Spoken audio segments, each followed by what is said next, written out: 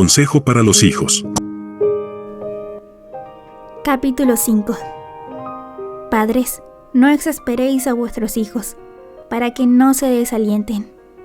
Este consejo va dirigido a los padres. Recuerdo una escena donde fui invitado a almorzar a una casa, y mientras estábamos esperando que todos se sienten a la mesa, el padre regañaba duramente a uno de sus hijos delante de todos. Luego de presenciar esa escena, no tuve el deseo ni las ganas de comer, de solo ver al niño triste y avergonzado. Hay momentos y lugar para todo. Se felicita en público, pero debe corregirse en privado. Ser tosco y grosero o descuidado con sus hijos convertirá al niño en la persona más indisciplinada. Cabe señalar que tampoco el niño tenía ganas de comer.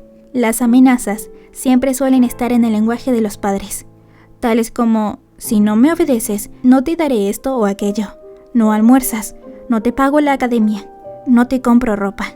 Y de esta manera lo presiona, y no se suple las necesidades, o lo domina físicamente porque en todo aspecto usted es más fuerte y dominante. Lamentablemente un tiempo viví así de equivocado. No exasperéis. En palabras sencillas, quiere decir no provocar enojo o irritación. A veces provocamos ira a nuestros hijos cuando prometimos algo y no lo cumplimos. A veces, por salir del paso, decimos: sí, está bien, iremos. Lo hacemos solo para resistir la insistencia de los hijos, pero cometemos un grave error. Los hijos comenzarán a desconfiar de nosotros y al mismo tiempo quedarán enojados con nosotros. Les contaré una experiencia personal con uno de mis hijos.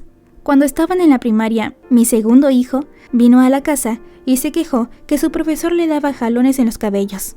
Así que fui al colegio para hablar con él y le pedí por favor al profesor que no lo hiciera, que me dijera a mí en caso que mi hijo actuara de forma indisciplinada.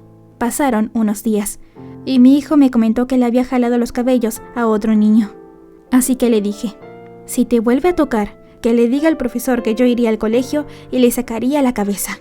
Obviamente era un hablar vago y ligero a manera de broma, pero uno de esos días que fui a recogerlo al colegio me dijo: papá, el profesor me ha vuelto a jalar despacio los cabellos, así que sácale la cabeza. Se paró junto al profesor y me hacía señas para que yo agreda al profesor. Al llegar a casa me decía mi hijo: papi, tú no cumples tu palabra. Y se enojó conmigo. Eso me enseñó a no ser ligero con las palabras en la relación con los niños. A veces también les infligimos castigos sin antes haberlo entrenado a obedecer o ser responsable en alguna tarea. También se da el caso que no lo premiamos por las cosas buenas que hacen, es decir, no los motivamos. No asistimos a los eventos escolares donde ellos participan. Ellos se dirán a sí mismos: otros padres van, pero no el mío. No les explicamos por qué le decimos no a un asunto y sí a otro. Tenemos que entender los padres que los hijos son personas humanas con hábitos, temperamento y características diferentes a los nuestros.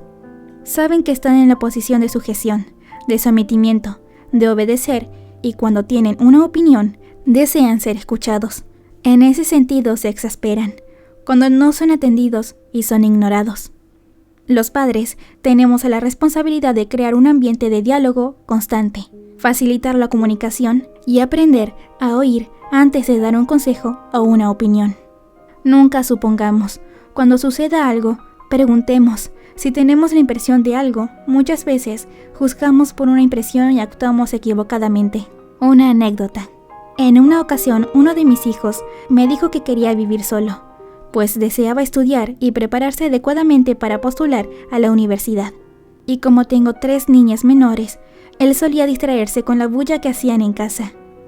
El asunto no nos pareció adecuado ni a mí ni a mi esposa, pero era entendible y desde su punto de vista tenía lógica.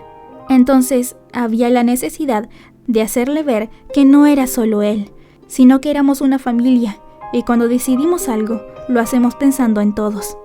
Le dijimos que cuando papá hace algo, lo hace pensando en cómo afectaría lo que hace a la familia. Bueno, le explicamos que él se vería afectado y nosotros también, que aunque estudiar algo es bueno y necesario, es algo que deseábamos nosotros, es decir, su madre y yo. Haríamos lo imposible por darle un espacio más adecuado para que pueda estudiar. Necesitamos saber que muchas veces que los hijos deciden hacer algo, su intención puede ser buena, pero ellos no ven las consecuencias como lo vemos los adultos. Si no les hacemos entender, ellos se enojarán, se irritarán y pensarán que no los dejamos desarrollarse. Si al momento no lo entienden, hay que darles tiempo y espacio para que se arrepientan. Deben decirles, vamos a pensarlo y analizarlo. Danos 48 horas y nos volvemos a reunir. Te pedimos que ores al Señor y nosotros también lo haremos. Buscaremos su dirección. No uses adjetivos negativos, como por ejemplo, «¿Estás loco? ¿Cómo vas a hacer eso?», etcétera, etcétera. Debemos entender que ellos se sentirán agredidos si actuamos de esa manera. Cada hijo, según la edad que tenga, necesita una atención especial. No podemos tratar a todos de la misma manera. Cada uno es un caso especial y debe ser atendido en la medida de su crecimiento físico y psicológico. Debo confesar que demoré un tiempo en entender que necesitábamos un espacio a solas con ellos. Es importante que, así como hay una relación de pareja, es indispensable que haya una relación crucial de padres e hijos.